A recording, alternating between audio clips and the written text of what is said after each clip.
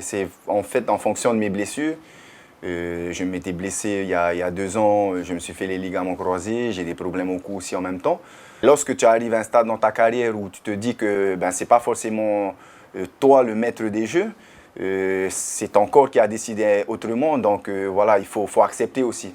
Et c'est ce côté-là pour moi qui a été très difficile à prendre parce que lorsque tu te donnes à 200% à chaque fois et que tu vois qu'il n'y a pas de résultat, que le corps ne suit pas, les résultats non plus, quoi.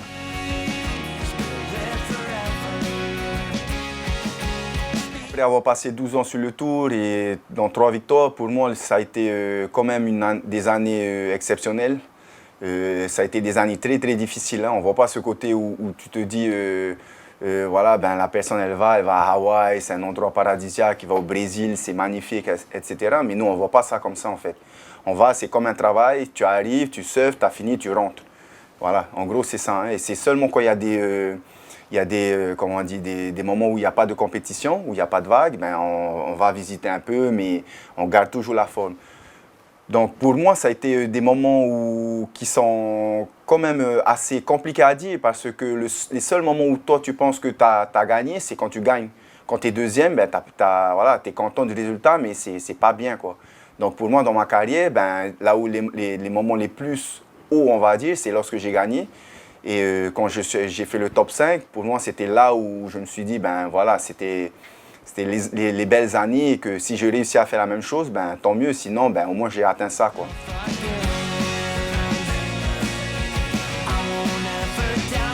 Juste avant Teahupo'o, je suis arrivé, j'étais deuxième au classement général. Donc pour moi, je m'étais dit que voilà, c'était un objectif qui était pas atteint parce que j'avais jamais rêvé d'arriver à ce stade-là de ma vie. Mais avec mon coach, on a réussi à arriver à cette étape-là, donc il fallait rester dedans. Ensuite, j'ai eu quelques problèmes en France ou en Europe où je n'ai pas fait les résultats qu'il fallait, donc je suis redescendu à la 5e place. Mais ça a été très très difficile de se dire que voilà, de gagner 2 étapes dans l'année et puis de se mettre et que tout le monde te voit pour gagner le titre mondial. J'aurais bien voulu retourner en arrière pour me dire de refaire des choses différemment, maintenant que c'est passé, mais voilà, il faut accepter la défaite, il faut accepter comment ça s'est passé et ça a été beau, ça a été des bons moments, quoi.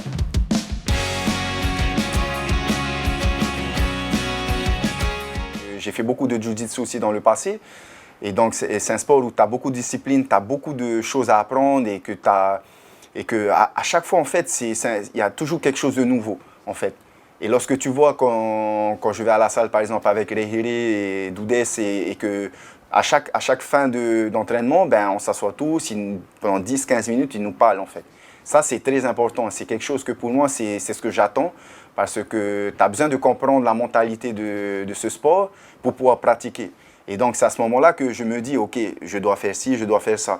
Mais le MMA, on voit ici qu'il y a beaucoup de jeunes qui en font, pardon. Et il y a un sacré niveau. On a Henry Burns qui a fait ses pas. Il y a Teiki Nauta, il y a Tearo MMA qui monte aussi en flèche. Mais pour moi, je me suis mis avec Rehire Doudes parce que c'est quelqu'un que j'apprécie beaucoup. J'aime sa philosophie, j'aime sa discipline. Et voilà, je pense qu'il y a moyen de faire.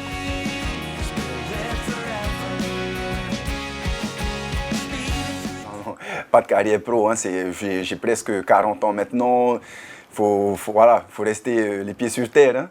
Mais non, j'apprécie juste d'être là-bas, en fait, de travailler, de pousser mon corps à 200% sur quelque chose qui est différent du surf et d'apprendre autre chose, en fait.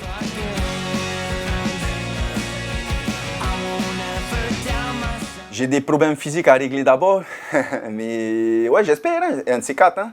Là, il y a Rehire qui doit commencer et tous les compétiteurs du club qui vont commencer à faire leur préparation pour les compétitions qui vont arriver en mois d'avril, je crois.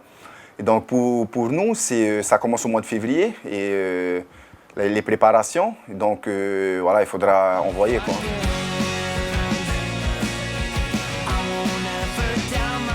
Si tu as un rêve, n'aie pas honte de le dire déjà. Et ensuite, si on rigole, c'est que ton rêve est tellement grand que c'est pratiquement impossible d'y arriver.